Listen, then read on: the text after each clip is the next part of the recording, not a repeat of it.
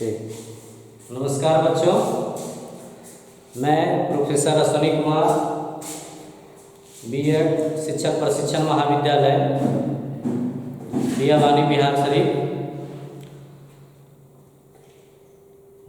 तो आज हम बीएड फर्स्ट ईयर के कोर्स 3 लर्निंग एंड टीचिंग में अध्ययन के प्रकार के बारे में चर्चा करेंगे। इसके पहले हमने देखा अध्ययन का अर्थ, परिभाषा एवं उसका उद्देश्य। तो आज हम पढ़ेंगे, आज हम जानकारी हासिल करेंगे kinds of study, kind of study, अध्ययन के प्रकार। तो अध्ययन हम लोग जान चुके हैं। अब हम जो है अध्ययन के प्रकार के बारे में जानकारी प्राप्त करेंगे।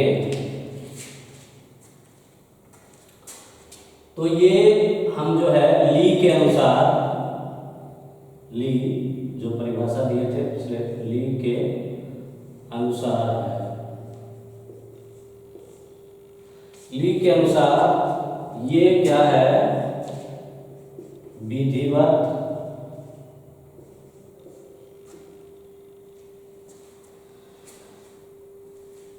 विधिवत नियंत्रित अध्ययन,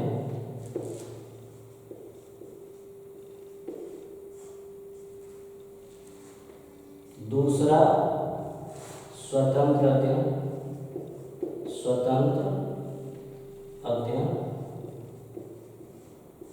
और तीसरा जो है सामाजिक अध्ययन बोले या परिवार में किए जाने,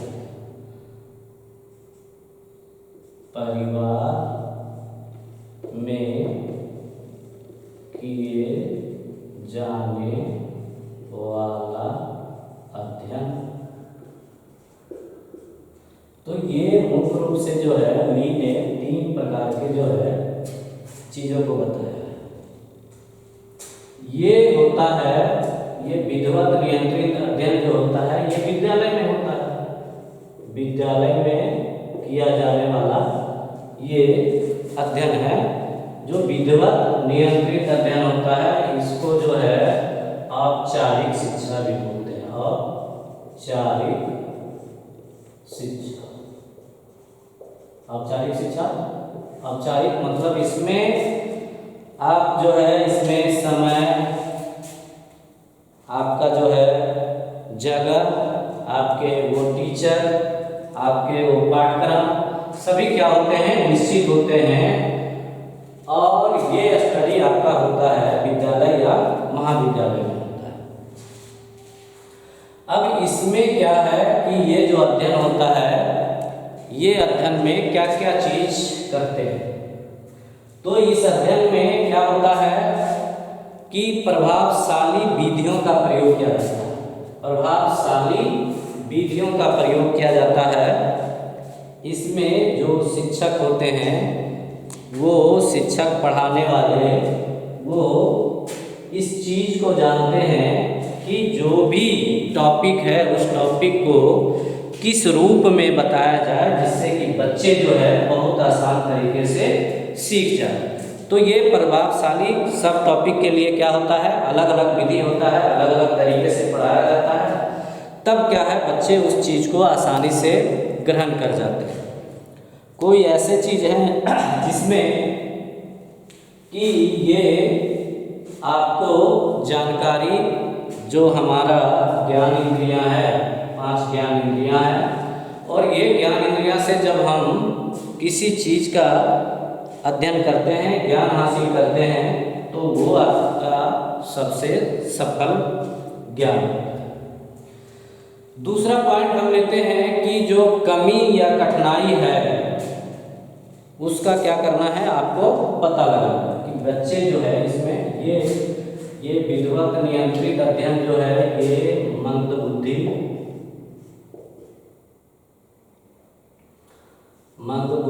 एवं जो है समान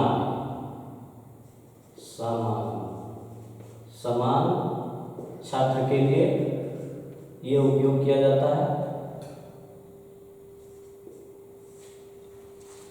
विधिवत नियंत्रण विधि, तो इसके लिए क्या क्या चीज जरूरी है उस चीज को हमको इसमें फॉलो करना है। तो इसमें कमी और कठिनाई है उसको पता करना है कि बच्चे जो हैं, मान लिया हमने कोई टॉपिक बताया और उस चीज को वो बच्चे नहीं समझ पाए, तो क्यों नहीं समझ पाए, क्यों नहीं समझ पाए, इस चीज की जानकारी हमको पता लगाना होगा। और कितना कठिनाई है, कठिनाई अगर ज़्यादा है तो उसको और सरल तरीके से बताना होगा, जिससे क्या होगा, बच्चा आसानी से सीख पाए। यहाँ पर क्या होता है कि सभी समस्याओं का समाधान हो जाता है। जैसे अभी क्या है कि जब बच्चे आमने सामने होते हैं तो जो भी उसके क्वेश्चन होते हैं उस क्वेश्चन को क्या करता है, तुरंत जानने का कोशिश करता है। तो ये आपका जो है ऑनलाइन टीचिंग, इसमें क्या होता है, वन वे होता है। ये पढ़ा रहे हैं लेकिन इसमें मान लिया कोई क्वेश्चन आता है तो उस क्वेश्चन का सॉल्यूशन मिल भी सकता है, नहीं भी मिल सकता है। तो यहाँ पर क्या हो जाता है, जब विधिवत नियंत्रित अध्ययन होता है तो उसमें समस्त समस्याओं का समाधान किया जाता है। उसके बाद विशिष्ट योग्यताओं का जानकारी या ज्ञान, विशिष्ट योग्यताओं का ज्ञान होना। विशिष्ट योग्यताओं से क्या है कि उसमें विशेष रूप से कोई ज्ञान है तो उस चीज को, या मतलब क्यों इस चीज को नहीं जान पा रहा है तो उसकी जानकारी हमको प्राप्त करना है। मतलब उसकी नेगेटिव हो या पॉजिटिव कोई भी विषय वस्तु के प्रति, तो उसकी जानकारी हमको क्या करना है, पता करना है। उसके बाद व्यक्तिगत समस्या, मान लिया यहाँ पर 50 बच्चे हैं, 50 बच्चे हैं तो उसमें आपको क्या है, सभी बच्चे जो होते हैं, इसमें 3 कैटेगरी के बच्चे होते हैं, ये आप देख लीजिए। इसमें जो है कम बुद्धि वाले होते हैं, सामान्य वाले होते हैं और जो है प्रभावशाली होते हैं। तो ये 3 तरह के बच्चे होते हैं।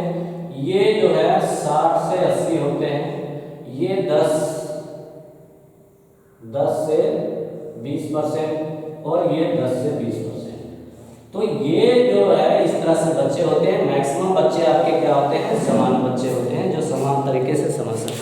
लेकिन कुछ बच्चे जो है कम बुद्धि वाले हैं, तो हम पढ़ाए और पढ़ाने के बाद जो है ये 10 से 20 बच्चे उस चीज़ को नहीं जान सके, तो हमारा ये काम होता है कि जब हम पढ़ा रहे हैं, जब शिक्षण कार्य कर रहे हैं, तो सभी बच्चे जो है इस चीज़ को सीख पाए, इसकी जानकारी हासिल कर लें।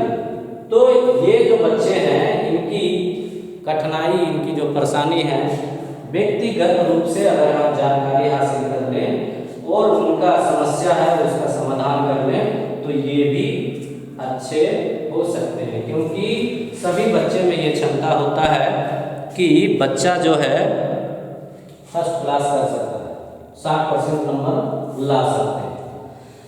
दूसरा है स्वतंत्र अध्ययन। स्वतंत्र अध्ययन में क्या होता है, यहाँ पर जो बच्चे होते हैं ये सामान्य बच्चों के लिए, सामान्य छात्र एवं प्रतिभाशाली बच्चों के लिए। इसमें क्या होता है, स्वतंत्र अध्ययन, स्वतंत्र अध्ययन में क्या है, शिक्षक का निर्देशन होता है। शिक्षक क्या होता है, शिक्षक उसको निर्देश देता है और वो बच्चा क्या करता है, उस चीज को हासिल करता है जिस चीज को उसको पढ़ना है। तो सिर्फ बच्चा को शिक्षक क्या करता है, वह गाइडलाइन, निर्देश देता है कि ये आप इस तरह से कर लेंगे, इस चीज को ऐसे कर लेंगे, और वो बच्चा जो है उस तरह से कर पाता है। यहाँ पर देखें कि यहाँ मंद बुद्धि के जो बालक हैं वो स्वतंत्र अध्ययन करने में सक्षम नहीं है। लेकिन यहाँ पर क्या है, बच्चे जो हैं समान छात्र और प्रतिभाशाली जो बच्चे होते हैं उनको निर्देश अगर दिया जाता है तो वो बच्चे क्या करते हैं, अच्छे तरीके से उस कार्य को सफल करने में पूर्ण रूप से अपने आप का योगदान दे पाते हैं। तो ये आपका स्वतंत्र अध्ययन में आपका ये है कि आप एक शिक्षक के रूप में सिर्फ उसको क्या करें, निर्देश दें और वो बच्चा क्या करेगा, अध्ययन करेगा, अपने आप अध्ययन करेगा। तो एक शिक्षक का काम है कभी भी पढ़ाना नहीं, मेन रूप से उसको क्या करना है, निर्देशित करना है। जैसे अभी क्या है, आप यहाँ पर आप पढ़ाई कर रहे हैं, तो पढ़ाई कर रहे हैं, यहाँ पर आप जो आए हैं तो सिर्फ आपको गाइडलाइन दिया जाता है कि आप इस चीज़ को ऐसे कर लें। यहाँ पर जो लेक्चर होता है वहाँ सिर्फ पॉइंट आपको नोट कराया जाता है और उस पर लेक्चर किया जाता है कि इसको आप लिख करके तैयार करें। यानी आप जो है उस चीज़ को स्वतंत्र रूप से अध्ययन करेंगे। तो स्वतंत्र रूप से अध्ययन करने के लिए क्या है कि आपका जो है सामान्य बच्चे और प्रतिभाशाली बच्चे इस कार्य करने के लिए जो है सक्षम हो जाते हैं। अब अगला पॉइंट है ली के अनुसार से कि परिवार में किए जाने वाला अध्ययन परिवार या समाज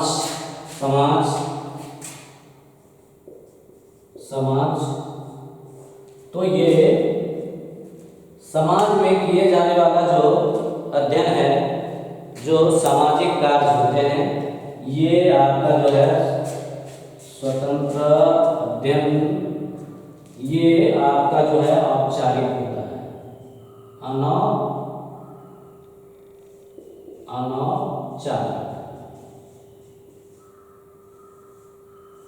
अनौपचारिक, ये औपचारिक शिक्षा, ये अनौपचारिक शिक्षा। अनौपचारिक शिक्षा से तात्पर्य है कि इसमें आपका कोई भी जगह निश्चित नहीं होता है, कोई सब्जेक्ट निश्चित नहीं, कोई शिक्षक निश्चित नहीं होता है, ना ही कोई पाठ्यक्रम होता है निश्चित। तो ऐसे चीज को क्या करते हैं हम, जो कुछ चीजें जो है हम समाज और परिवार के द्वारा जो है अध्ययन करते हैं और वहाँ से क्या करते हैं, हम प्राप्त करने का कोशिश करते हैं। और ये सारी चीज़ जो है, जैसे आपको खाना बनाने के लिए है, योगा करने के लिए है, मनोरंजन करने के लिए है, तो ये सारी चीज़ें कुछ जो है अपना रीति रिवाज, संस्कृति, ये सारी चीज़ जो हम क्या करते हैं अपने परिवार और अपने जो है समाज से सीखते हैं। जैसे क्या है कि आप देखते होंगे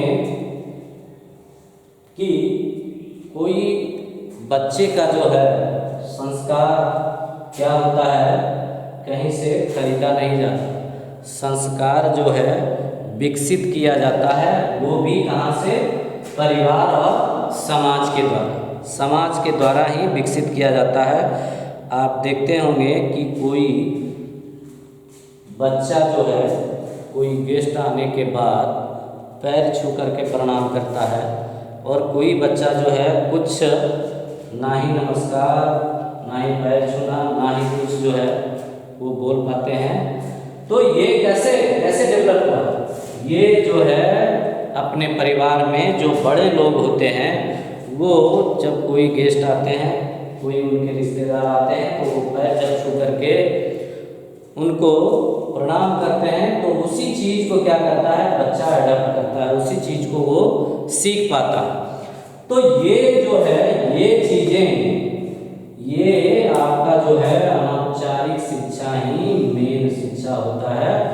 और ये जो है औपचारिक शिक्षा, ये संकुचित शिक्षा है। संकुचित शिक्षा ये है। और मुख्य रूप से जो शिक्षा होता है वो औपचारिक शिक्षा ही कहलाता है। तो यहाँ पर हमने देखा कि ली के अनुसार से जो है विधिवत, नियंत्रित अध्ययन, स्वतंत्र अध्ययन और समाज या परिवार में किए जाने वाला अध्ययन जो है, ये आप देखें कि अध्ययन के जो प्रकार हैं, इस तरह से ये अध्ययन के प्रकार को बताएं। तो आप इस चीज़ को अगर बढ़िया से अच्छे तरीके से इसको फॉलो करते हैं तो आपको अध्ययन करने में कोई दिक्कत नहीं होगा। धन्यवाद बच्चों।